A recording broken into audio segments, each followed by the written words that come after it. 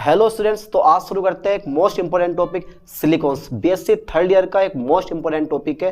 रट्टा मान लो ठीक से, इस साल पक्का पेपर में फंसेगा। टॉपिक बड़ा इंटरेस्टिंग होने वाला। क्यों?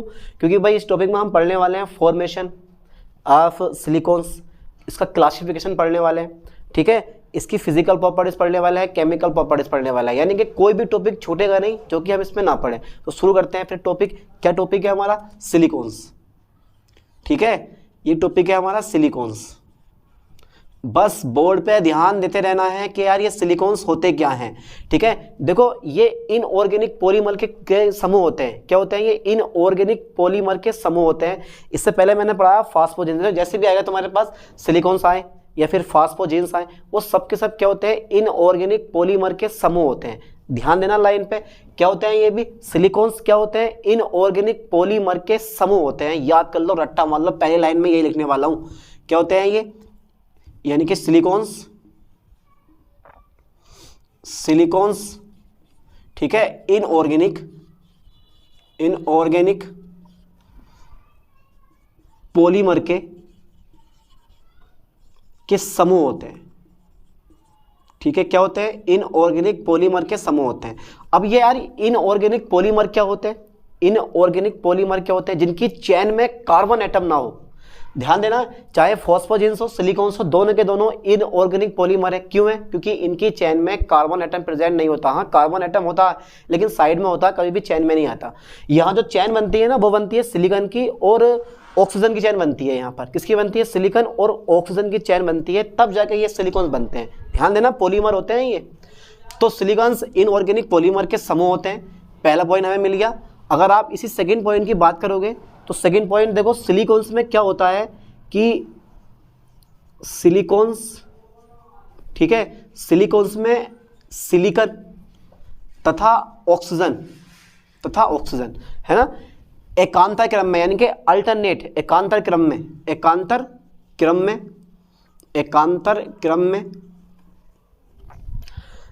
चाहे संरचना रिंग स्ट्रक्चर हो या फिर चैन स्ट्रक्चर हो या फिर क्या हो तुम्हारे पास, नेट, ठीक है, रूप में, यानी कि जाल के रूप में, ठीक है, एक साथ जुड़े होते हैं। यहाँ क्लियर हुआ? ये पॉइंट क्लियर हुआ? क्योंकि भाई जितने भी सिलिकॉन्स आते हैं, सिलिकॉन और ऑक्सीजन की चेन बनेगी, चाहे चेन कितनी भी लंबी बन जाए, क्योंकि पॉलीमर होते हैं तो चेन लंबी बनेगी। किसकी बनेगी? सिलिकॉन और ऑक्सीजन की चेन बनेगी। इसमें कार्बन प्रेजेंट नहीं होने वाला, ना फास्फोरस ना नाइट्रोजन, कुछ नहीं, बस खाली क्या होंगे तुम्हारे पास? सिलिकॉन और ऑक्सीजन होंगे। इसके बाद देखो जरा, ठीक है, चलो यार नेक्स्ट पॉइंट बता दो जरा, क्या नेक्स्ट पॉइंट होगा इसका? रिंग, चेन या फिर नेट के रूप में एक साथ जुड़े होते हैं, राइट, ओके। इसके बाद में देखो, नॉर्मल फॉर्मूला क्या होता है?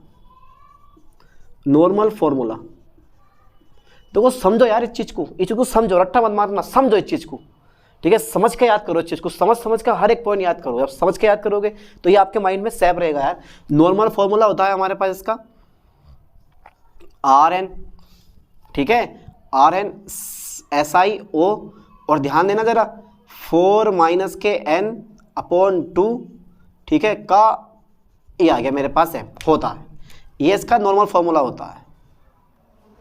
अरे बड़ा इजी टॉपिक है भैया, जहाँ लिख लो, जहाँ अगर मैं लिखूँ तो यार ये R क्या है यहाँ? ये जो R होता है ना, ये कोई भी एल्किल ग्रुप होता है, या तो एल्किल हो सकता है या फिर हो सकता है एरिल ग्रुप, कोई भी एरिल ग्रुप, ठीक है, GROUP, ठीक है। इसके बाद में जो बेचारा हमारा ये जो तुम्हारे पास N है ना, यहाँ पे N छोड़ गया, ये N होता है आपका। चलो मैं क्लियर कर देता हूँ, यहाँ N नहीं होता, सही है, N लगा हुआ है हमारा। तो ये जो N होता है, ये जो मेरे पास ये वाला N है, वो है आपका, वो हो सकता है 0 हो सकता है, 1 हो सकता है और 2 हो सकता है, या फिर 3 भी हो सकता है, छोड़ो तो नहीं है। M का मान 1 से अधिक होता है, हमेशा 1 से अधिक होता है, 1 से अधिक होता है, चाहे 2 हो, 3 हो या 4 हो, कुछ भी हो सकता। तो ये हमारे पास हो गए सिलिकॉन्स। ध्यान देना, सिलिकॉन्स में एक हमारा सिलिकॉन हो गया, एक हमारा ऑक्सीजन हो गया। ये एकांतर क्रम का मतलब समझते हो ना, पहले सिलिकॉन, फिर ऑक्सीजन, फिर सिलिकॉन, फिर ऑक्सीजन, ये सब चीजें प्रेजेंट होती हैं इसमें, है ना। इसके बाद जस्ट देखो जरा, अगर मैं इसकी थोड़ी सी संरचना बनाऊँ ना तो कैसा बनता है वो देख लो। देखो ये मेरे पास सिलिकॉन से, ठीक है, यहाँ मेरे पास कोई भी एल्किल ग्रुप जोड़ सकते हो आप, और ये मेरे पास ऑक्सीजन होगा और ये भी मेरे पास ऑक्सीजन है। फिर से अगेन सिलिकॉन आएगा, फिर R, फिर तुम्हारे पास क्या जाएगा, ऑक्सीजन आ जाएगा, और यही प्रोसेस जो है वो लगातार चलती रहेगी। ये हो गया मेरे पास होल। तो ये होता है मेरे पास सिलिकॉन्स। क्या है मेरे पास, ये सिलिकॉन्स होते हैं ये, ठीक है। ये क्या था मेरे पास, सिलिकॉन्स होते हैं। ध्यान देना, देखो अल्टरनेट क्रम है, पहले oxygen silicon oxygen silicon. R कोई भी एल्किल ग्रुप या फिर कोई भी एरिल ग्रुप हो सकता है, ठीक है। जैसे फेनिल ग्रुप C6H5 हो सकता है या फिर CH3 हो सकता है। तो यहाँ पर जो मेरे पास आर है वो कोई भी एल्किल ग्रुप या फिर फेनिल ग्रुप हो सकता है, लेकिन चेन में कभी भी कार्बन प्रेजेंट नहीं होगा, इसलिए बोला जाता है इनको इनऑर्गेनिक पॉलीमर, क्योंकि चेन में कभी भी कार्बन एटम प्रेजेंट नहीं होता। तो मैंने पहली लाइन यही लिखी है कि सिलिकॉन जो होते हैं वो इनऑर्गेनिक पॉलीमर के क्या होते हैं, समूह होते हैं, है ना। इसके बाद क्लासिफिकेशन आता है, लेकिन क्लासिफिकेशन में मैं एक नई वीडियो बनाऊंगा बाद में, क्योंकि टॉपिक बहुत लंबा हो जाएगा। उससे बेटर ये है कि आप इसको पॉलीमेराइजेशन, इसका जो है फॉर्मेशन पढ़ लेते हैं कि कैसे बनता है, ये कैसे बनते हैं सिलिकॉन्स, है ना। और बाकी क्लासिफिकेशन इसके बाद में देखेंगे। तो डाल देता हूँ मैं हेडिंग फॉर्मेशन, ठीक है। किसका formation, formation of silicones, formation of silicones. चलो साहब, फॉर्मेशन ऑफ सिलिकॉन्स, ठीक है, फॉर्मेशन ऑफ सिलिकॉन। तो फॉर्मेशन ऑफ सिलिकॉन में देखो, सिलिकॉन बनाने के 3 स्टेप होते हैं, एक मेथड के 3 स्टेप होते हैं यार। तो मैं लिख रहा हूं, देखो सिलिकॉन बनाने के 3 स्टेप होते हैं, सिलिकॉन्स, ठीक है, 3 स्टेप में बनता है, 3 स्टेप में बनता है, 3 स्टेप में बनता है। देखो जैसे मेरा टॉपिक क्लियर है ना ये वाला, वैसे ही आपको भी टॉपिक क्लियर लेके चलना, आपको रट्टा नहीं मानना है यार, क्लियर करना टॉपिक। आपको टॉपिक क्लियर हो जाएगा, आपके माइंड में फंस जाएगा ऐसे करके। तो 3 स्टेप होता है। पहला नंबर जो मेरे पास आता है वो आता है फॉर्मेशन ऑफ, ठीक है, फॉर्मेशन ऑफ इंटरमीडिएट कंपाउंड,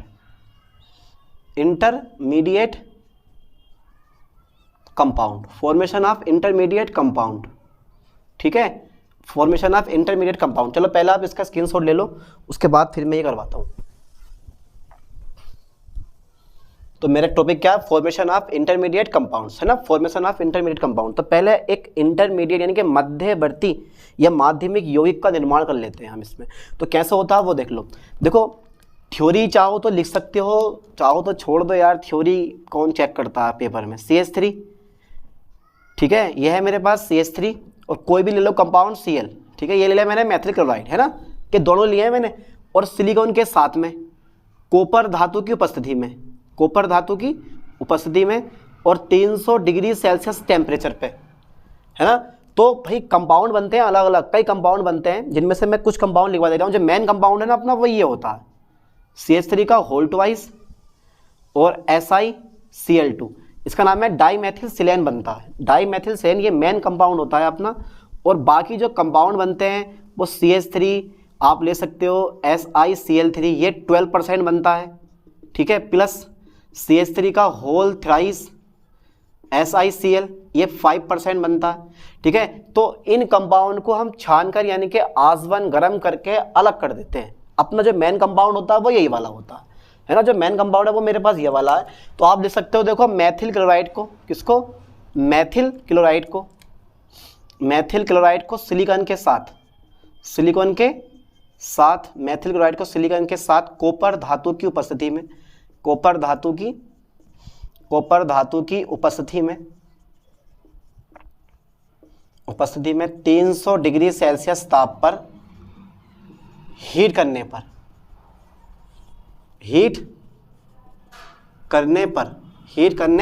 क्या बनता है, डाईमेथिल, क्या नाम है इसका बेटे, ठीक है, मैथिल, ठीक है, डाईक्लोरो,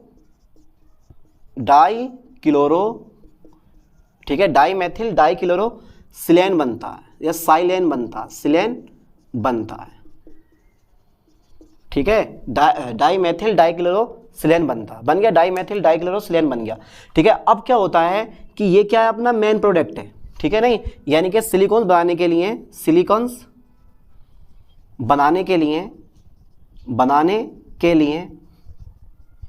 ठीक है, CH3 का होल ट्वाइस SiCl2 एक महत्वपूर्ण प्रोडक्ट है, महत्वपूर्ण प्रोडक्ट है जिसे आसवन करके, जिसे आसवन करके यानी कि गर्म करके पृथक कर लिया जाता, यानी कि अलग कर लिया जाता, पृथक कर लिया जाता, पृथक कर लिया जाता है। तो पहले स्टेप में मुझे क्या मिला, स्टेप फर्स्ट में मुझे क्या मिला, स्टेप फर्स्ट में मिला मुझे एक इंटरमीडिएट कंपाउंड का नाम था डाइमेथिल डाइक्लोरोसिलेन, मिल गया। इसके बाद नेक्स्ट पॉइंट देखो, अब सेकंड जो स्टेप मेरे पास आता है बेटे, इस सेकंड स्टेप में हमें मिलेगा, देखो हमें सेकंड स्टेप मिलता है कि ये पहले स्टेप में तो मेरे पास फॉर्मेशन ऑफ इंटरमीडिएट कंपाउंड हो गया। अब दूसरे स्टेप में आता है हाइड्रोलाइसिस, हाइड्रोलाइसिस ऑफ किसका, इंटरमीडिएट कंपाउंड का, इंटरमीडिएट कंपाउंड, इंटरमीडिएट कंपाउंड है ना, हाइड्रोलाइसिस ऑफ इंटरमीडिएट कंपाउंड। तो इंटरमीडिएट कंपाउंड का हम करने वाले हैं हाइड्रोलाइसिस, क्या करने वाले हैं हम, हाइड्रोलाइसिस। तो हाइड्रोलाइसिस ऑफ इंटरमीडिएट कंपाउंड, तो इंटरमीडिएट कंपाउंड का हाइड्रोलाइसिस करें, देखते हैं फिर करके। देखो मैं कैसे करता हूँ, सबसे पहले थोड़ा रिएक्शन पे ध्यान देना आप, इसको पकड़ो, जो मेन कंपाउंड है अपना CH3 का होल ट्वाइस SiCl2, जल आप गठन करवा दो, ठीक है। तो देखो कितने H हैं, 2 दूनी 4 H हैं, तो बेटा यहाँ से 2 HCl बाहर कर दो, ठीक है, 2 HCl बाहर कर दिए, 2 OH रह गए मेरे पास, जहाँ से Cl बाहर करा वो जोड़ दूंगा, वो सिंपल सी रिएक्शन है यार, ये OH का होल ट्वाइस क्या बन गया मेरे पास, यानी कि डाइमेथिल डाइक्लोरोसिलेन का जल अपहरण करने पर CH3 का होल ट्वाइस और मेरे पास है SiCl2 का क्या करने पर, हाइड्रोलाइसिस, यानी कि बोलते हैं जल अपहरण, हाइड्रोलाइसिस करने पर, हाइड्रोलाइसिस करने पर, ठीक है, यानी कि CH3 का होल ट्वाइस SiCl2 का हाइड्रोलाइसिस करने पर क्या बनता है मेरे पास, डाइमेथिल, नाम लिख दो उसका, डाइमेथिल, ठीक है, सिलिकॉन, डाइमेथिल डाइहाइड्रोक्सी, डाइहाइड्रोक्सी, ठीक है, डाइहाइड्रोक्सी सिलेन बनता है, सिलेन बनता है, ठीक है, बन गया। ये स्टेप होता है हमारे पास, 2 स्टेप हो गए। तो स्टेप मेरे पास फर्स्ट हो गया, स्टेप मेरे पास सेकंड हो गया। अब इसके बाद आता है मेरे पास थर्ड स्टेप, और थर्ड स्टेप कौन सा होता है, वो होता है पॉलीमराइजेशन ऑफ एल्किल या फिर एल्किल या फिर एलिल हाइड्रोक्सी डेरिवेटिव। जो मेरे पास ये बना है ना, क्या बना है मेरे पास, ये एल्किल, ये है तुम्हारे पास एल्किल हाइड्रोक्सी डेरिवेटिव, यानी कि एल्किल हाइड्रोक्सी व्युत्पन्न का करेंगे आप पॉलीमराइजेशन, और लास्ट में रिएक्शन को रोक देंगे और हमारा क्या होगा, सिलिकॉन बन जाएगा। पहले यहाँ तक का स्क्रीनशॉट लो, उसके बाद थर्ड स्टेप पढ़ते हैं इसका। पढ़ें फिर थर्ड स्टेप, तो मैं डाल देता हूँ हेडिंग। हेडिंग क्या है हमारा थर्ड स्टेप का, तो थर्ड स्टेप, थर्ड का हेडिंग है मेरे पास, थर्ड नंबर आता है, यानी कि पॉलीमराइजेशन, पॉलीमराइजेशन ऑफ, ठीक है, पॉलीमराइजेशन ऑफ एल्किल या एरिल, ठीक है, पॉलीमराइजेशन ऑफ एल्किल या aryl hydroxy derivative, hydroxy derivative, ठीक है, कर दे फिर। देखो मैं कैसे जोड़ने वाला हूँ, तो थोड़ा ध्यान देना, जोड़ने का तरीका जो मैंने लिया है वो मेरे पास है CH3 और OH और मेरे पास आ गया OH, ठीक है, बन गया ये डाइमेथिल डाइहाइड्रोक्सी सिलेन बन गया। प्लस एक अगेन एक अणु और पकड़ लो, इसका एक अणु और पकड़ो, OH SI। पॉलीमराइजेशन का मतलब यही तो होता है, जोड़ना एक दूसरे को, जोड़ दो, कर दो ऐड, कर दो यार, घबराओ मत। यहाँ से जो है ना मैं जल का एक अणु बाहर कर दूंगा, जल का मैंने एक अणु बाहर कर दिया, बाकी बचा मेरे पास क्या, मेरे पास बचा OH, फिर SI, फिर CH3, फिर मेरे पास CH3, फिर मेरे पास एक और रह गया, फिर मेरे पास रह गया SI, फिर अगेन CH3, फिर अगेन CH3, फिर मेरे पास OH रह गया, है ना, जोड़ दिया। अब फिर ऐड कर दो, अब इसमें फिर क्या ऐड करने वाले हो आप, फिर अगेन ऐड कर दो, इसमें जोड़ दो, फिर से अगेन एक अणु और ऐड कर दो, किस चीज़ का, इसी चीज़ का, यानी कि ये वाला ऐड कर दो अगेन OH Si CH3 फिर OH, जोड़ दो इसको भी आप, अगेन ऐड कर दो, मैंने नेक्स्ट अणु ले लिया। फिर से देखो ये वाला H और ये वाला OH, जल क्या होगा हमारा, बाहर हो जाएगा, कर दें बाहर, ठीक है बाहर कर दिया। क्या बना मेरे पास, अगेन इसको ऐसे ही उठा लो, OH Si CH3 O Si CH3 फिर CH3 फिर यहाँ से O बचेगा, और ये वाला अणु मैंने जो है अब ऐड कर दिया। देखो तो मैं ऐड कर रहा हूँ, देखो Si CH3 और OH। ऐसे ही बहुत लंबी चैन बनती जाएगी। अब इस चैन को रोकने के लिए आपको जो मेन प्रोडक्ट प्राप्त करना है, उस चैन को रोकने के लिए हम क्या करते हैं, देखो यानी कि मुख्य उत्पाद प्राप्त करने के लिए, मुख्य उत्पाद प्राप्त करने के लिए CH3 का होल थ्राइस SiCl, ठीक है SiCl, ठीक है, मिला दिया जाता है, जिससे अभिक्रिया क्या होती है, जिससे अभिक्रिया रुक जाती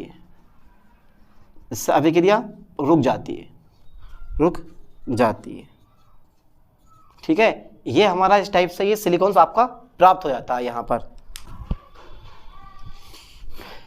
यहाँ पे भी H2 बाहर निकलेगा, ठीक है।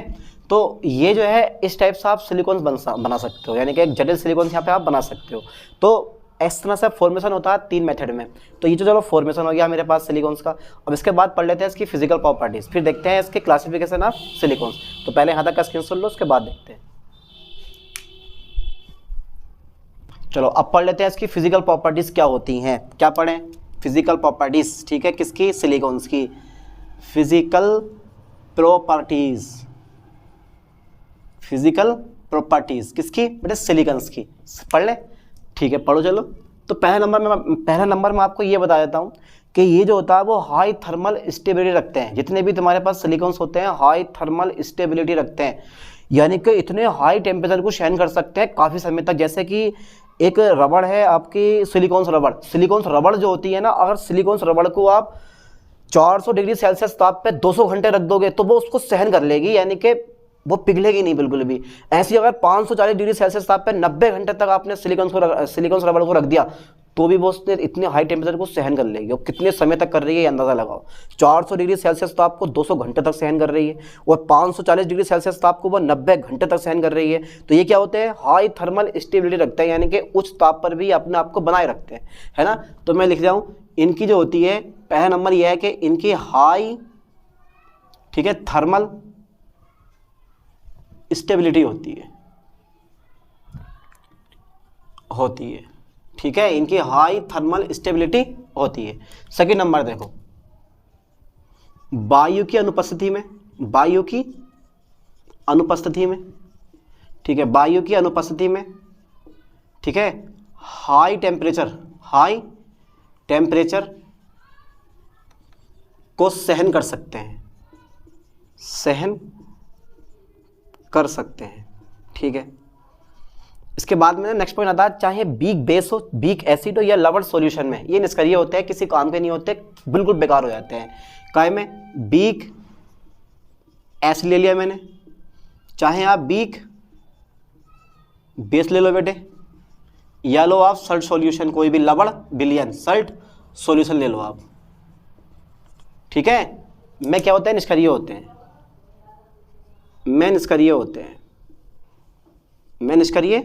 हैं, ठीक है भाई। इसके बाद कुछ और टॉपिक पता है, हाँ पता है कि जो जिनके अणुभार कम होते हैं ना, जो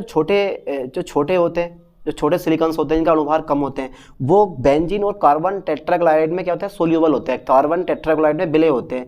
यानी कि कम अणुभार वाले सिलिकॉन्स जो आपके यहाँ सिलिकॉन्स होते हैं, कम अणुभार वाले सिलिकॉन्स, ठीक है, वो क्या होते हैं, चाहे बेंजीन ले लो आप या फिर कार्बन टेट्राक्लोराइड ले लो, CCl4 में क्या होते हैं तुम्हारे पास, सोल्यूबल होते हैं,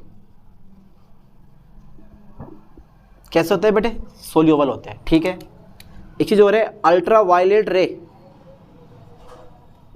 के प्रति निष्क्रिय होते हैं। के प्रति कैसे होते हैं, ये निष्क्रिय होते हैं, निष्क्रिय होते हैं।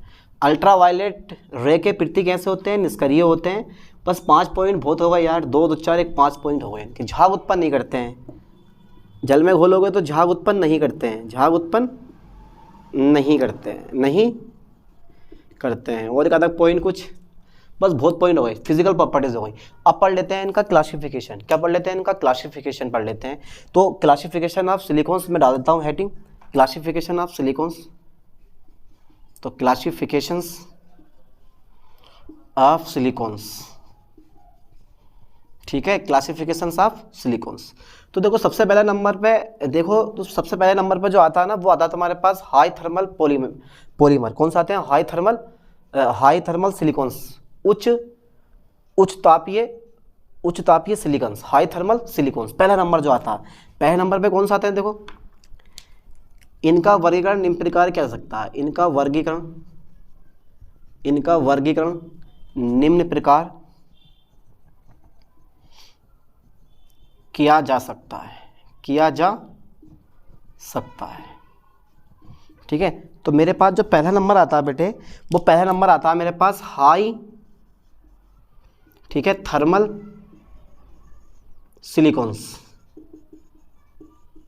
ठीक है, हाई थर्मल सिलिकॉन्स है ना। हाई थर्मल सिलिकॉन्स 2 प्रकार के होते हैं। ये कितने प्रकार के होते हैं, 2 प्रकार के। एक होता है तुम्हारे पास लीनियर पॉलीमर होते हैं, और दूसरे जो होते हैं वो होते हैं तुम्हारे पास साइक्लिक पॉलीमर।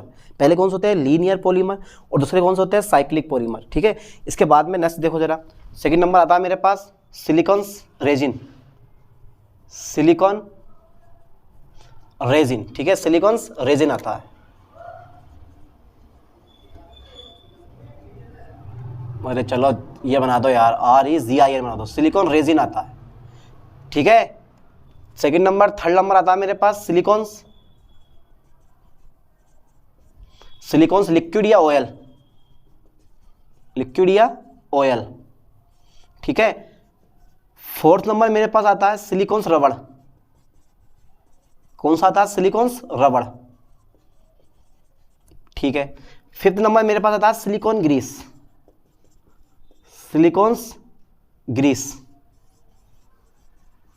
ठीक है। तो कितने प्रकार हो गए तुम्हारे पास, 4 प्रकार के हो गया। अगर मैं क्लासिफिकेशन करूं किसका, अगर मैं क्लासिफिकेशन करता हूं सिलिकॉन्स का, तो ये 4 प्रकार का बैठता है। एक बैठता है हाई थर्मल सिलिकॉन्स, दूसरा बैठता है सिलिकॉन्स रबड़ और सिलिकॉन्स रेजिन, तीसरा बैठता है तुम्हारे पास सिलिकॉन्स लिक्विड या फिर ऑयल, सिलिकॉन्स रबड़ और सिलिकॉन ग्रीस, ठीक है। अब इसके बारे में देखो, इसके क्या यूज़ है, सिलिकॉन रेजिन का क्या यूज़ है, और हाई थर्मल सिलिकॉन्स क्या होते हैं क्या नहीं होते हैं, ठीक है। ये मैं एक नेक्स्ट वीडियो में बनाऊंगा, ठीक है। ये मैंने पार्ट फर्स्ट डाल दूंगा और पार्ट सेकंड करके एक नई वीडियो और बनाऊंगा जिसमें क्लासिफिकेशन और इनके यूज़ पढ़ेंगे। टॉपिक काफ़ी बड़ा है, वीडियो काफ़ी बड़ी हो जाएगी, इसलिए इसके बारे में यानी कि क्लासिफिकेशन ऑफ सिलिकॉन्स के बारे में आदर से मैं वीडियो बनाऊंगा, उसके बारे में हम डिस्कस करेंगे, यानी कि इसके बारे में उसमें डिस्कस करेंगे, है ना। तो मिलते हैं नेक्स्ट वीडियो में, थैंक्स।